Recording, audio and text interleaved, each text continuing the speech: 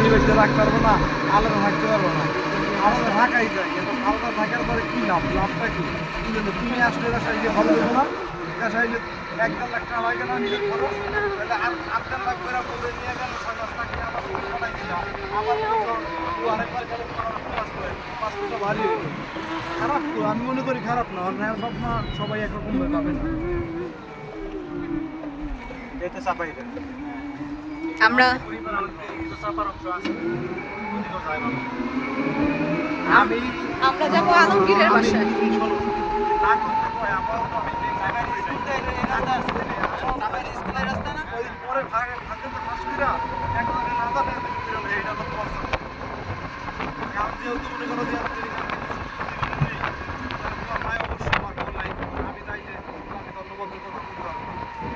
মনে করো যে তুমি যদি টাকা আমার বাসায় দিতে, আমি টাকাটা বাসায় দিয়ে দেবো, বা আমার কাছে রাখতে পেলে আমার কাছে